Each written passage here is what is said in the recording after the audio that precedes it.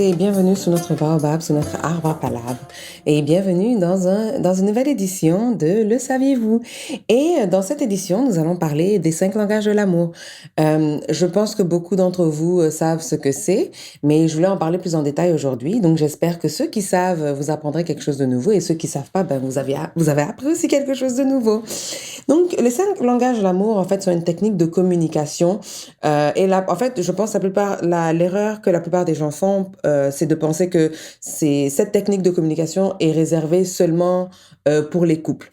Et j'ai touché un peu le sujet dans une des émissions précédentes sur l'amitié avec Sarah et Laura, où justement, en fait, elles mentionnaient toutes les deux, je pense en fait que c'est Sarah qui mentionnait son langage de l'amour. Et en fait, je pense que pourquoi leur relation amicale fonctionne, c'est vraiment une des raisons, en tout cas, pour lesquelles, selon moi, leur relation amicale fonctionne, c'est vraiment parce que elles ont découvert l'une et l'autre leur langage de l'amour, en fait, et donc elles s'assurent d'alimenter ce réservoir-là. Donc, c'est très important. Et en fait, comme je le disais au début d'entrée de jeu, les langages de l'amour sont une technique de communication qu'on peut utiliser, dans les relations amicales, comme je viens de le donner en exemple, dans les relations amoureuses, mais aussi dans nos relations de tous les jours, avec nos collègues au travail, j'allais dire avec les étrangers, mais ça marche pas trop parce qu'il faut apprendre à les connaître, mais aussi dans nos relations familiales, parce que justement, on en parlera plus loin dans l'émission. C'est important justement de connaître nos langages de l'amour dans le milieu familial, et c'est important de les inculquer aussi à nos enfants. Donc, on en parlera plus loin dans l'émission. Mais d'abord, qu'est-ce que c'est les 5 langages de l'amour? Donc, encore une fois, c'est une technique de communication développée par Gary Chapman, qui est un auteur et présentateur télé américain, qui était aussi très impliqué dans son église et qui aidait en fait les couples dans leur démarche de mariage. Donc, ça veut dire les couples qui voulaient se marier faisaient en fait des cours d'accompagnement au mariage, en fait, des cours de préparation et d'accompagnement au mariage, comme on le fait dans certaines religions aussi, où on va apprendre à se connaître, on va parler de sujets difficiles et vraiment mettre carte sur table, en fait, pour donner le plus de chances possible à son union. Et en fait, il s'est rendu compte que malheureusement, il y a beaucoup de couples qui se séparaient avant même d'arriver au mariage, ou même qui se mariaient et qui se séparaient très vite malgré ces cours-là, parce que justement, ils n'arrivaient pas à communiquer. Mais c'était vraiment plus que ça, ils n'arrivaient pas à donner et recevoir de l'amour. Et en fait, c'est vraiment, je pense, ce qui est important dans ce concept des langages de l'amour. C'est vraiment donner et recevoir de l'amour. Et c'est sur ce concept-là que Gary Chapman a décidé de mettre l'accent, c'est vraiment exprimer et recevoir de l'amour. Et pour pouvoir exprimer et recevoir de l'amour, il a développé 5 différents langages, 5 grands langages, en fait, je dirais, ou 5 grandes catégories dans lesquelles plusieurs personnes se retrouvent pour pouvoir recevoir et exprimer leur amour. Donc, ces 5 grandes catégories sont les paroles valorisantes, les moments de qualité, les cadeaux, les services rendus et le contact physique. Donc, pour aller plus en détail, les paroles valorisantes, donc je pense que c'est un peu dans le nom, donc c'est tout ce qui est les encouragements, les compliments, mais au-delà de ça, c'est aussi la reconnaissance des torts, s'excuser, demander pardon quand on commet une erreur, des paroles aimables, des paroles humbles et des requêtes sans exigence. Donc, c'est pas fais ça, mais est-ce que tu pourrais? Donc, ça fait vraiment une grande différence pour les personnes qui rentrent dans cette catégorie-là de paroles valorisantes.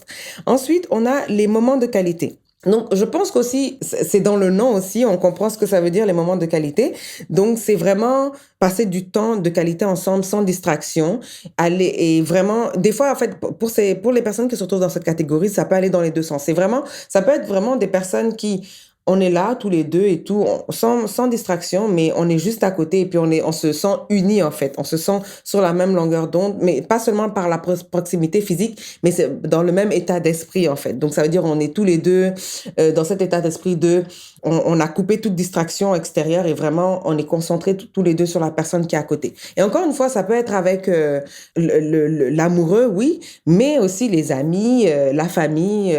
Donc, voilà, quoi. Donc, c'est dans ces moments de qualité-là, on retrouve des dialogues de qualité, des conversations profondes, sans interruption, vulnérables, où les personnes s'ouvrent en fait et se mettent en situation de vulnérabilité. Et ça peut être aussi des activités de qualité en fait, vraiment. Mais c'est vraiment, je pense, le point principal de cette catégorie-là, c'est qu'il n'y a pas de distraction. C'est vraiment, on est concentré l'un sur l'autre. Donc, la troisième catégorie, c'est les cadeaux. C'est des objets qui font savoir que la personne a pensé à moi. Donc, ces objets-là n'ont pas forcément de valeur marchande. Donc, c'est pas genre un cadeau à $100 comparativement à un cadeau à $5. C'est vraiment, oui, ça peut être une pierre qu'on a ramassée au bord de la route ou bien même, enfin, des choses sans valeur, en fait. Mais c'est une valeur sentimentale, en fait, que les personnes qui se retrouvent dans cette catégorie vont développer avec cet objet. Parce qu'à chaque fois qu'elles vont regarder cet objet, elles vont penser à vous, en fait, et à l'importance que vous accordez à leur relation, à votre relation plutôt. Donc, la quatrième catégorie, ce sont les services rendus. Donc, c'est tout ce qui est aide, assistance, qui ont été demandés ou pas. C'est aussi de la présence, de l'énergie, de la réflexion. Donc, j'ai un problème, tu m'aides à réfléchir à mon problème, de l'organisation ou prévoir du temps, prévoir de passer du temps avec la personne. Donc, tout ça, ça fait partie du temps pour régler un problème de la personne, etc. Donc, tout ça fait partie plutôt des services rendus. Et la dernière catégorie, c'est le contact physique. Donc, tout ce qui est se câliner, se faire des bisous, le massage, s'attraper la main, blablabla, blablabla. Et toutes ces jolies choses-là. Et voilà donc les 5 catégories ou les 5 langages de l'amour tels que développés par Gary Chapman. Ce qui est important, en fait, à savoir, c'est que moi, j'ai lu le livre. C'est un système de communication que j'ai découvert quand j'étais en maîtrise et après que j'ai décidé d'approfondir, lire le livre, etc., faire le test pour moi-même définir mes langages de l'amour parce que je me suis dit, ça serait intéressant de voir si c'est quelque chose qui fonctionne vraiment et que je peux appliquer autour de moi. Donc, c'est quelque chose que je vous conseille de faire, en fait. Donc, le test se trouve gratuitement en ligne. Il y a pas de problème. Mais si vous voulez en savoir, développer plus et savoir plus sur les catégories, c'est important d'acheter le livre. Et il y a le test à la fin que vous pouvez faire vous-même, le refaire autant de fois que vous voulez. Moi, par exemple, comme je disais, mes 2 langages de l'amour, en fait, mes 2 langages de l'amour sont les services rendus et les cadeaux. Et en fait, ce qui est important de savoir aussi, c'est que je pense que ce test-là change en fonction des périodes de la vie dans laquelle on se trouve. Donc, moi, la première fois que j'ai pris ce test, c'était en 2019. Et mes 2 langages de l'amour à ce moment-là étaient les paroles valorisantes et les cadeaux. En fait, les 3, je peux dire mon top 3, c'était paroles valorisantes, cadeaux et services rendus. Et là, j'ai refait le test il y a une semaine de ça à peu près. Et le top 3, c'est service rendu, cadeau et paroles valorisantes. Donc, ça, c'est complètement inversé. Donc, c'est pour ça, en fait, que je parle de 5 grandes catégories où les gens se retrouvent en général. Donc, les scores, par exemple, mes scores, c'est 9, 9 et puis 8. Donc, c'est sûr que les scores sont assez proches, mais les 2 principaux en ce moment, c'est ceux qui ont les scores les plus forts, qui sont de 9. Donc, les cadeaux et les services rendus. Donc, si je prends moi mon exemple, pour les cadeaux, un exemple rapide, c'est que j'ai des allergies pendant l'été. Et une personne qui est très proche de moi s'est rendue compte que j'ai des allergies pendant l'été, que ça me fatiguait vraiment. Et un jour, la personne est venue m'offrir une boîte d'antihistaminiques en me disant, tiens, j'étais à la pharmacie, je suis passée devant les antihistaminiques et j'ai pensé à toi. Je t'ai pris une boîte parce que je sais que tu as des allergies pendant l'été. Et ça m'a vraiment touchée parce que je me suis dit, oui, c'est une boîte d'antihistaminiques, c'est tout con, j'aurais pu aller m'en chercher moi-même.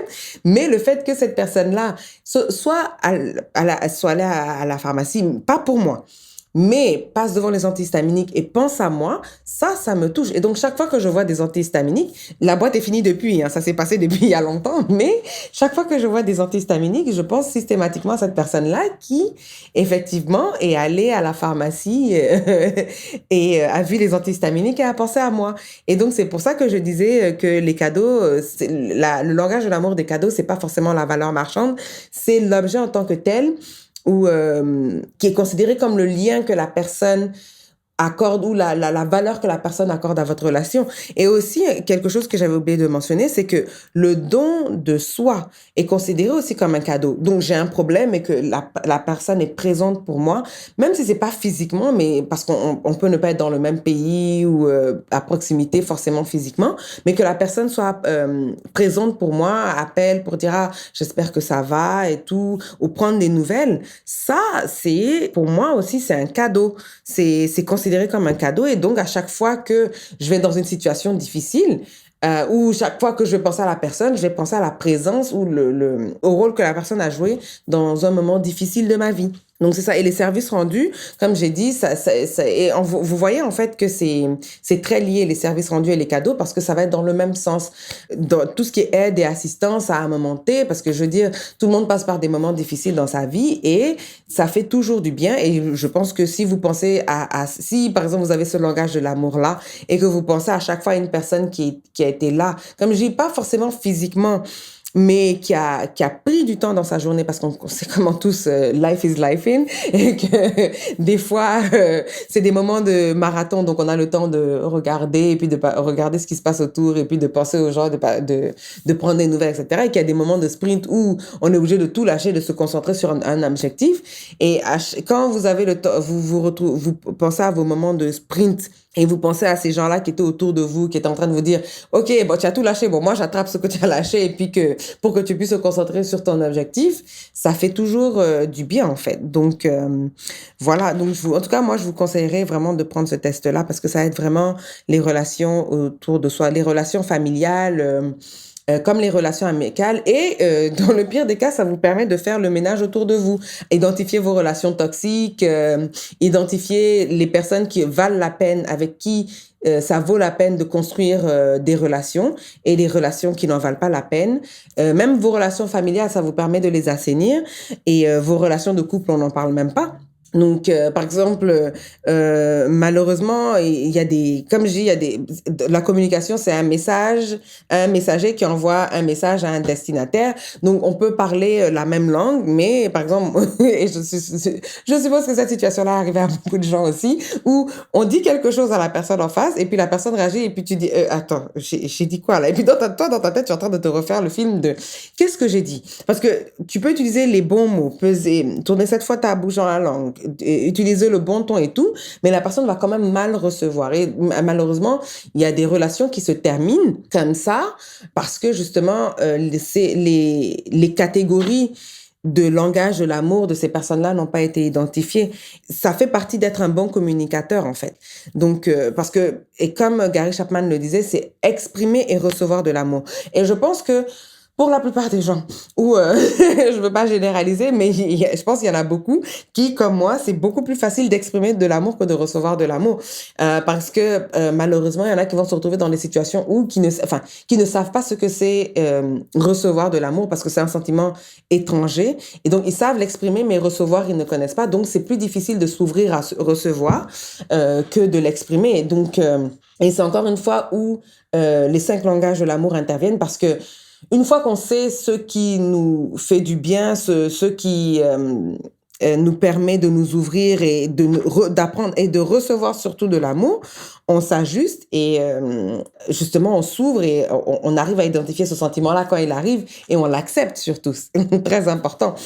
Bref, après avoir déblatéré sur tout ça, je vais vous dire aussi comment découvrir ces langages de l'amour. Comme j'ai dit, il y a 3 façons de base, mais il y a aussi l'option comme je dis, de faire le test en ligne. Les tests se trouvent gratuitement en ligne. Sinon, si vous voulez approfondir, vous pouvez acheter le livre pour approfondir sur ces catégories-là. Et vous documenter aussi, quoi. Mais sinon, les 3 façons de base, c'est se poser 3 questions de base. D'abord, la première question, c'est qu'est-ce qui nous blesse de ce que les gens autour de nous ne font pas en général. La deuxième question, c'est qu'est-ce qu'on reproche souvent aux personnes qui se trouvent autour de nous. Et la troisième question, c'est comment est-ce qu'on exprime notre amour. Et moi, en fait, je pense que c'est ce qui m'a le plus frappé parce que je me suis rendu compte que je suis quelqu'un, j'aime donner les choses, en fait. Je veux dire, j'aime offrir des cadeaux aux gens, en fait. Et c'est toujours un dilemme pour moi. Je dois toujours apprendre à m'arrêter quand j'offre des choses aux gens parce que je vais tout donner. Je vais donner. En fait, c'est quelque chose sur quoi je travaille jusqu'à présent où je me dis, bon, c'est bon, ok, je pense que, et c'est pour ça que je mets beaucoup de plus en plus, en fait, à beaucoup de réflexion quand je veux offrir quelque chose à quelqu'un, parce que je veux vraiment que, déjà, moi, apprendre à m'arrêter et pas dire non, je vais acheter ça et ça et ça, et ajouter ça, mais surtout, je veux vraiment que la personne se rende compte en face que, même si c'est pas, et c'est plus difficile cette partie-là parce que ça peut ne pas être le langage de l'amour de cette personne-là, mais que la personne se dise, écoute, vraiment, j'ai passé du temps, j'ai réfléchi à quelque chose qui va lui servir, en fait. C'est quelque chose qui va être vraiment bénéfique pour la personne. Donc, c'est vraiment ça. Bref. Donc, j'ai fait le tour de langage de l'amour, des 5 langages de l'amour chez les adultes, j'ai envie de dire, oui. C'est vraiment, et comme je dis, ça peut être utilisé, oui, avec le partenaire, la partenaire, la famille, les amis, mais aussi, comme je dis, au travail. Par exemple, si vous êtes dans votre milieu de travail, ça fait un moment que vous êtes dans votre milieu de travail et que vous connaissez plus ou moins vos collègues, je veux dire, après, il faut un peu d'observation, mais par exemple, un petit exemple de le collègue qui arrive tous les matins avec un café, on sait qu'il arrive tous les matins avec un café, une fois de temps, je dis pas de mettre ça dans votre budget, mais une fois de temps en temps, ou une fois où si jamais vous buvez un café, que vous arrêtez à un café pour prendre un café le matin, ça serait pas mal de prendre un café pour votre collègue. Et si après c'est son langage de l'amour, il le reconnaîtra comme tel, et puis bon, ça pourra être une relation, même de collègue à collègue, hein, on n'est pas obligé d'être tous amis au travail, on peut rester collègues. Et c'est pour ça qu'il y a des mots bien définis pour définir des personnes et des situations et des relations. Donc, ça peut rester un collègue, mais vous pouvez quand même développer cette relation avec votre collègue. À vous de voir, parce qu'il y en a qui en valent la peine. Bref, maintenant on va parler du langage de l'amour chez les enfants. Comme je le mentionnais tout à l'heure, pourquoi c'est quelque chose de très important à développer et surtout en famille, dans nos relations familiales, c'est parce que il y a un psychiatre qui est parti du livre de Gary Chapman et qui a développé les 5 langages de l'amour, mais pour les enfants, spécifiquement pour les enfants. Et en fait, sa théorie de base, c'est que chaque être humain, en fait, donc chaque enfant, arrive avec un réservoir complètement vide, émotionnel.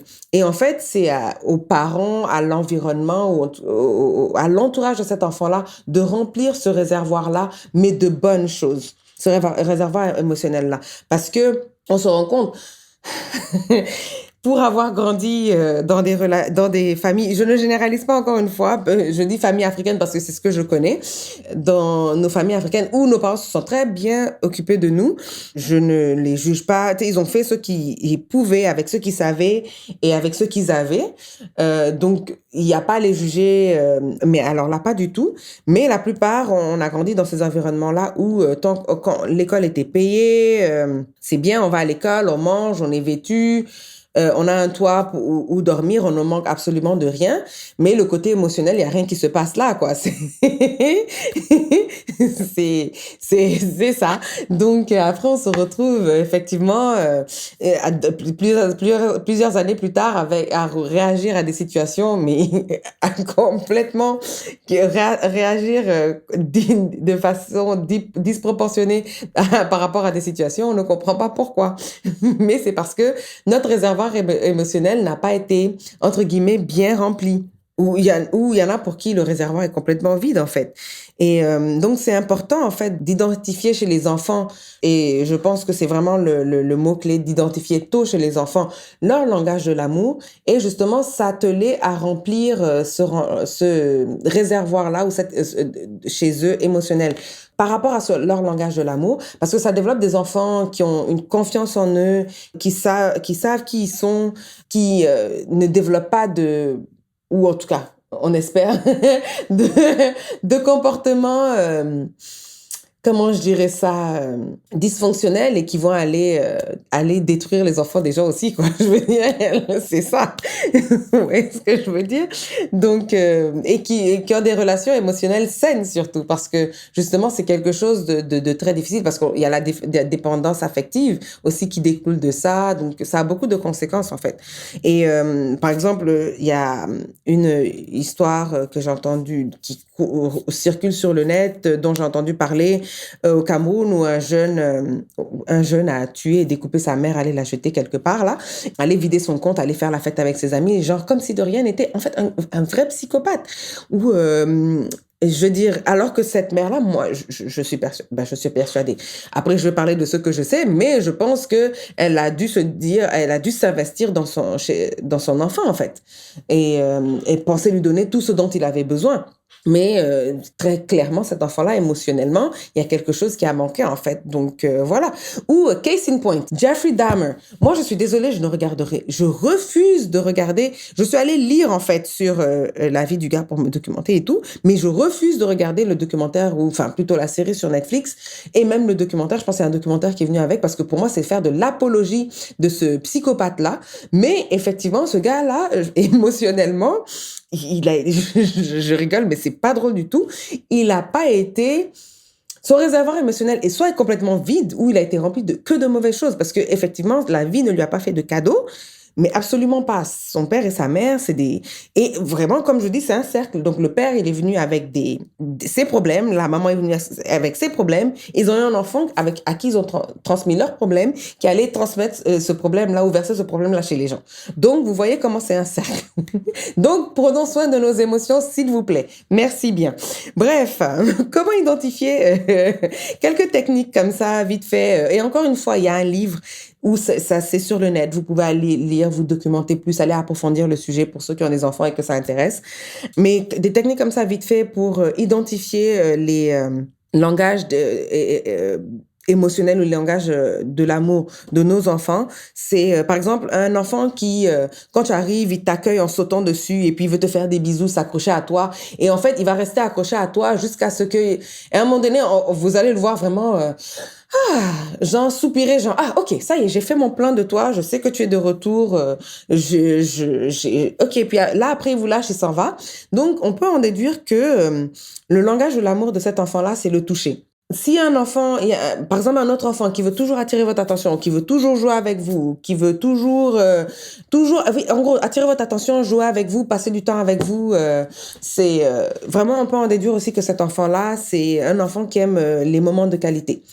Donc, et par exemple, un autre enfant qui aime faire des cadeaux, des dessins, par exemple, qui vous êtes dehors, il va ramasser des petites pierres, des cailloux, des fleurs pour vous les apporter. Ah, tiens, maman, j'ai pris ça, nanani, nanana. Ah, maman, j'ai fait ça pour toi à l'école, dadadi, dada. Sans que ce soit, et genre, il a fait un dessin, mais sans que ce soit, comment on dit ça? Par exemple, c'était pas pour la fête des mères, je veux dire. Donc, le dessin, il n'était pas forcément pour vous. Vous voyez, mais il a dit, ah non, moi, je fais le dessin pour maman. Donc, on peut en déduire que cet enfant-là a un langage de l'amour, a comme un langage de l'amour les cadeaux. Donc, comme je dis, il y a plusieurs autres exemples, et ces concepts-là pour les enfants sont approfondis. Il y a un livre du Dr. Ross Campbell que vous pouvez, ça s'appelle les 5 langages de l'amour pour les enfants. Donc voilà, très simple, il a pas fait compliqué. Donc voilà, que vous pouvez acheter pour développer plus en profondeur. Et comme je dis, vous pouvez trouver ça aussi sur le net, en faisant une petite recherche, ça se fait très vite. Donc voilà, j'ai fait le tour de Le saviez-vous? Et comme je disais, je vais revenir sur 3 points importants. Les langages de l'amour, c'est 5 grandes catégories dans lesquelles la plupart des gens se retrouvent. 2, il y en a qui peuvent avoir plus d'un langage de l'amour. Donc, je vous ai donné mon exemple. Donc, ça peut être 2, 3, mais on prend ceux avec les scores les plus forts. Donc, ça va être les 2 principaux. Et puis, les 3 autres, en fait, sont ceux qui sont pas principaux. Qu'est-ce que vous voulez que je vous dise? Le troisième point aussi qui est important, c'est que c'est pas parce que, et c'est encore mon exemple, c'est pas parce que 2 ont des plus gros scores et 3 ont des scores moins élevés qu'on doit délaisser complètement les 3. Comme je dis, avec en fonction des moments de la vie dans lesquels on se trouve, les langages de l'amour sur lesquels on se concentre ou qui ont le plus d'importance pour nous changent en fait. Et j'aimerais vraiment apporter un bémol à tout ce que je suis en train de dire. La vie est difficile, je sais, on n'a pas toujours le temps. Comme je disais tout à l'heure, il y a des moments de marathon et des moments de sprint. Les moments de marathon, on a plus le temps de regarder autour de nous, voir ce qui se passe, plus le temps de se concentrer sur nos enfants, sur nos partenaires, sur la famille. Et il y a des moments de sprint où effectivement il y a un objectif, on se concentre sur l'objectif, on laisse tout tomber à part l'objectif principal et on se concentre sur ça pour avancer. Donc, c'est pas la peine de se faire, de se monter la tête. C'est un nice to have. C'est quelque chose que vraiment, c'est un des objectifs de la vie. Genre, si c'est une technique de communication qu'on peut développer et c'est pour pouvoir assainir les relations autour de nous. Mais c'est pas tout le temps que les relations autour de nous sont l'objectif. Des fois, il y a une maladie chronique sur laquelle on doit se concentrer. Donc, les relations prennent le second plan. Tout ça, c'est normal. Mais comme je dis, c'est un nice to have. C'est quelque chose de bon à savoir et sur quoi on pourrait travailler pour pouvoir s'améliorer en tant qu'être humain pour améliorer notre société. Comme je dis, on est tous en ce moment en vie sur Terre pour une raison, donc autant essayer de s'améliorer pour améliorer le groupe. Dans la prochaine émission de Sous le baobab, ça va être un mixed bag en fait. Donc je vais faire quelque chose de nouveau. Je ne vous en dis pas plus. Ça va être une petite émission rapide là, de conseils, de recommandations, avec un petit quelque chose de nouveau. Donc stay tuned et je vous dis à très bientôt sous le baobab. Bye bye.